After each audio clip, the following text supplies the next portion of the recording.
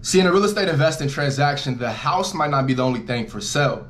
The seller is motivated to sell the property, and that's great, but that also means that they're going to bring their best negotiating skills to the table. And the fact that they're bringing their best negotiating skills to the table, you should be aware of this, or you will be sold by the seller. Now, how can they sell you on the property, or how can they sell you?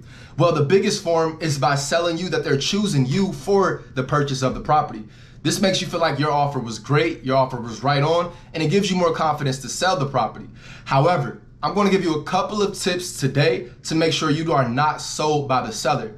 The first one being is make sure your numbers are correct. See, oftentimes throughout my experience of real estate investing, the seller can convince you that the property values in the area are going to rise in the next couple of years. So you should buy the property right now before somebody else does, or before the property prices are way too high for your current budget. So this could make you think that it could be a great deal for an end buyer, or it could be a great deal for yourself currently, so it could rush you to purchase the property. However, what in my experience I've learned is that the numbers don't work right now, then leave it alone. Have an abundance mindset and move on to another area or another property that works for you right now. And this leads me into my second point. See, when you are speaking with the seller, they're going to bring out everything as far as why you should buy the property right now and why your numbers are good. So you want to make sure that you are covering yourself. And the best way you can cover yourself is to have an inspection period. So when you have an inspection period, if you do decide to jump on it, maybe you feel like the area will rise in the next couple of years or months, whatever it may be,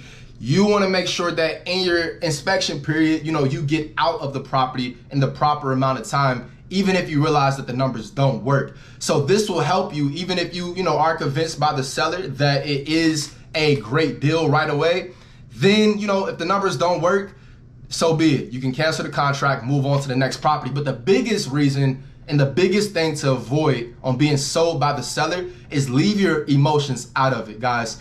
This is a black and white business, being that there's no room for gray area. When you get your emotions involved, then you can start, looking at the property or looking at the situation and feeling like you have to help out the situation. So when you help out the situation, then you would go above and beyond trying to sell the property, even though you have already abandoned your, fundamentals, being that the property is not meeting your numbers right now. And you might even feel like you can take it further in your inspection period just because your feelings are involved. So my biggest bet to you to make it, more peace on your business and to have a bigger abundance mindset and to keep the flow of prosperity flowing throughout your business, just go ahead and make sure the numbers work. If they don't work right now, leave it alone. Make sure you have that inspection period and keep your feelings out of it. Doesn't matter if the person has to move because they have to, help out a family member, or if the person has to move because they're in a pre-foreclosure situation. Whatever it is, it's not your business. Keep your business where it has to be, which is to make sure you keep the money flowing into your business.